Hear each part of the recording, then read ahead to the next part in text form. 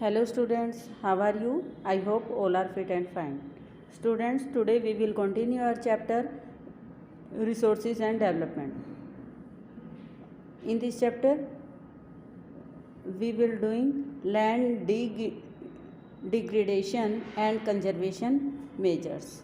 आज जो हमारा टॉपिक है वो क्या होगा, लैंड डिग्रेडेशन यानी कि भूमि का, ज़मीन का निम्नीकरण और कंजर्वेशन मेजर्स और उसको संरक्षित करने के हम किस तरह से उसको सेव कर सकते हैं।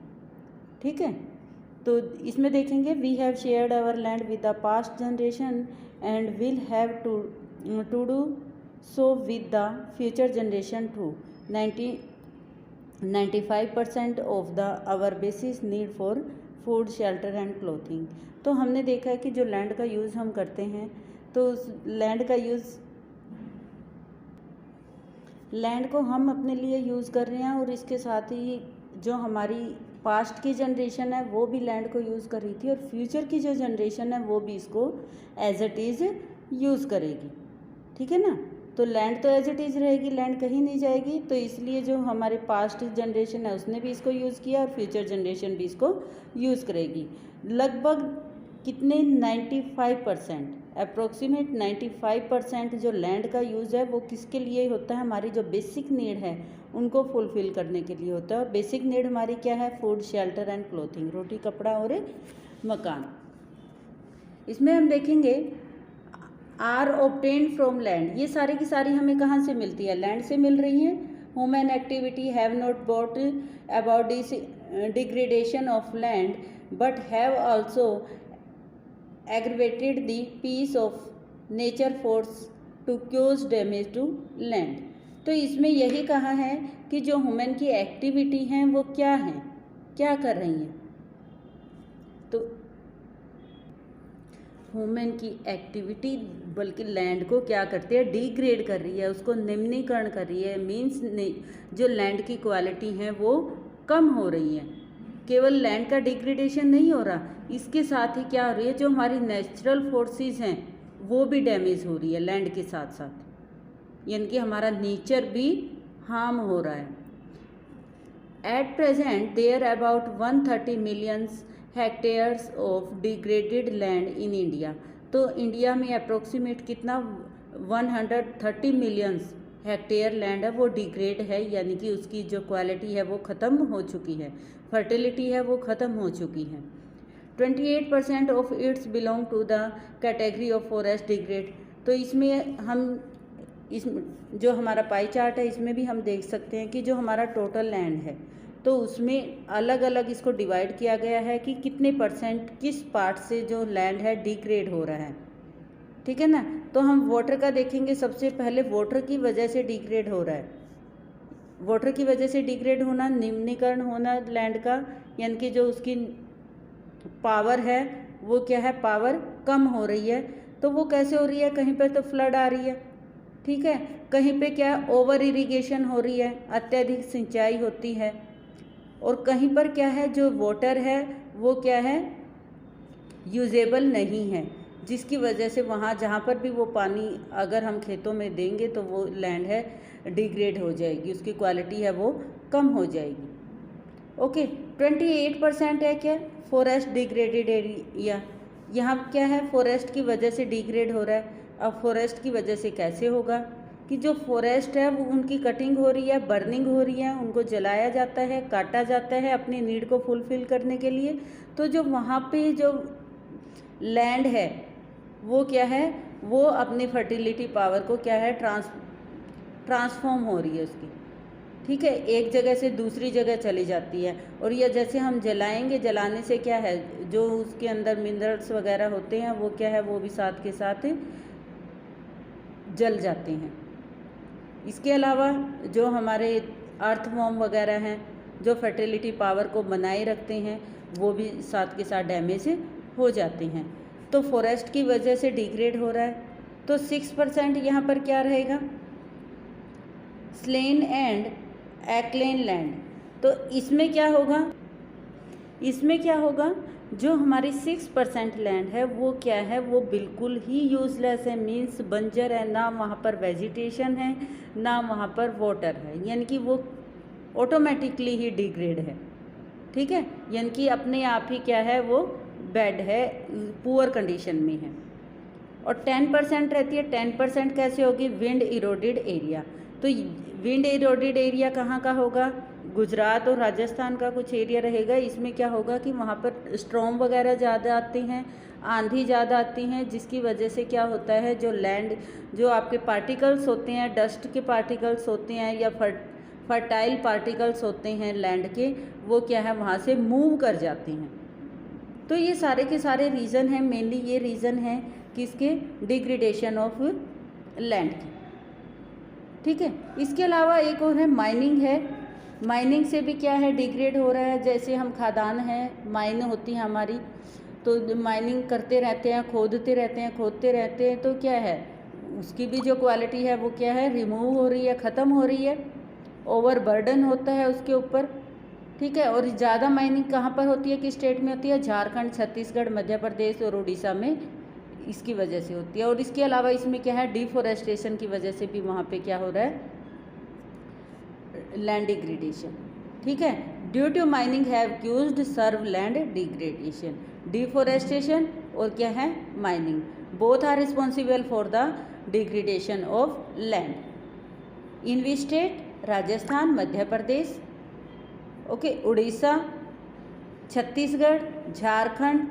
तो ये सारे के सारे स्टेट हैं जहाँ पर डिफॉरेस्टेशन को भी हम इसका फैक्टर मान सकते हैं, रीज़न मान सकते हैं लैंड डिग्रेडेशन का। ठीक है, और यहाँ स्टेट पंजाब में क्या रीज़न रहेगा, पंजाब में है, Punjab, Haryana, western Uttar Pradesh, over irrigation, यानी कि अत्यधिक सिंचाई की वजह से क्या है, जो लैंड है वो अपनी क्वालिटी को डिग्रेड कर रही है। Got it. ओवर इरिगेशन कैसे होगी, ज़्यादा से ज़्यादा फसलें बोना। अगर फसलों को हम ग्रो करेंगे, क्रॉप्स को ग्रो करते रहेंगे, तो क्या है, एक टाइम पे जो उसकी पावर है वो ख़त्म हो जाएगी, तो इसकी वजह से भी क्या है, वो डिग्रेड होती रहती है। इसके अलावा क्या होता है, the mineral processing like grinding of the limestone for the cement industries and calcite and the soapstone for the ceramic industries generated huge quantity of dust in the atmosphere. इसके अलावा क्या होता है, जो हमारे स्टोन वगैरह बनते हैं, ठीक है, इसके जो हमारे पत्थर जो होता है उसको पॉलिश किया जाता है, उसको फिनिशिंग दी जाती है। तो इस तरह की जो इंडस्ट्रीज़ हैं, सीमेंट की इंडस्ट्रीज़ हैं, तो इसमें क्या होगा, जब ये इंडस्ट्रीज़ अपना काम करती है, प्रोसेस इसमें चलती रहती है, तो बहुत हाई लेवल पर, बहुत लार्ज क्वांटिटी में क्या होती है, डस्ट के पार्टिकल हैं वो कहाँ मिल जाते हैं, हमारे एटमॉस्फेयर में मिल जाती हैं, जिससे क्या होता है, एटमॉस्फेरिक पोल्यूशन तो हो ही रहा है। इसके अलावा जो वो डस्ट है, हैवी डस्ट है, वो कहाँ होंगे, लैंड के ऊपर स्प्रेड हो जाएंगे। जब वो लैंड के ऊपर स्प्रेड होंगे तो वहाँ पे लैंड है वो भी अपनी फर्टिलिटी पावर को क्या है, लॉस कर देगी।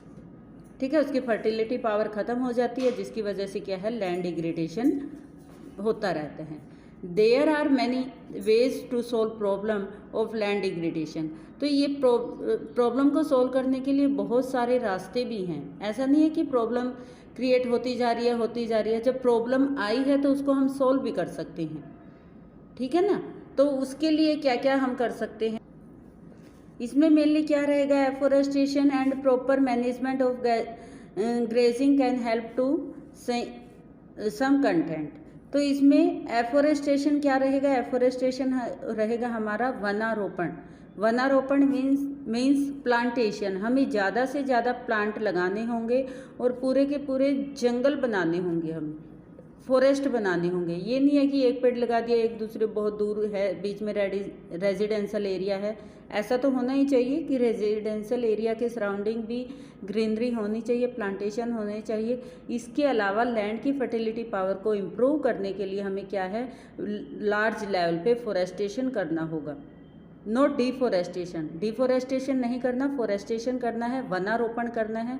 अगर हम ज़्यादा से ज़्यादा फॉरेस्ट बनाएंगे, इससे फर्टिलिटी पावर है वो इम्प्रूव होगी। ठीक है। और जो हमारे ग्रेजिंग लैंड है यानी कि चरागाह है, जिसको हम क्या है ग्रेजिंग के लिए ग्रास ग्रो करते हैं, उसको मैनेज करना होगा हमें। एक्सेस में इनको नहीं बनाना है, बहुत ज़्यादा नहीं बनाना है, ठीक है, मैनेज करके चलना होगा। Planting of shelter belt of plants, इसके साथ ही जो प्लांटिंग क्या है शेल्टर बेल्ट ऑफ प्लांट्स, तो इसमें रक्षक मेखला बनानी होगी। रक्षक मेखला क्या रहेगी आपकी, शेल्टर बेल्ट क्या रहेगी, तो कि हम लाइन में, जैसे हम खेत है जो हमारे प्रोड्यूस करते हैं, वीट और राइस प्रोड्यूस करते हैं, तो इसमें क्या होगा वहाँ पर हम क्या है उसके चारों तरफ जो खेत में मेड़ होती है ना, मेड़ यानी कि जो किनारे जिसके ऊपर से चलते हैं रास्ता बना, तो वहाँ पे हमें एक लाइन में पेड़ लगाने होंगे, ठीक है, जिससे क्या रहेगा अगर बाढ़ वगैरह आती है तो वहाँ का जो एरिया है, वहाँ की मिट्टी है, वो क्या है एक ही जगह पर स्टोर रह सके। रक्षक मेखला की वजह से, शेल्टर बेल्ट की वजह से भी हम क्या है लैंड डिग्रेडेशन को कंट्रोल कर सकते हैं। ओके, तो इसके अलावा और क्या कर सकते हैं, growing thorny bushes or some of the method of the check and degradation. इसमें क्या रहेगा, जो थ्रोनी बुशीज है वो अगर हम लगाएं तो वहाँ की जो लैंड है वो डिस्टर्ब नहीं होगी। थ्रोनी बुशीज की वजह से झाड़ियाँ वगैरह लगी होती हैं जिससे वो लैंड डिस्टर्ब नहीं होगी। तो लैंड डिस्टर्ब नहीं होगी तो क्या होगी, उसकी फर्टिलिटी पावर है वो भी डिस्टर्ब नहीं होगी, वो क्या है रेस्ट पे होगी। और जब रेस्ट करेगी तो एक टाइम पे वो अपने फर्टिलिटी पावर को दोबारा से गेन कर लेगी, ठीक है ना।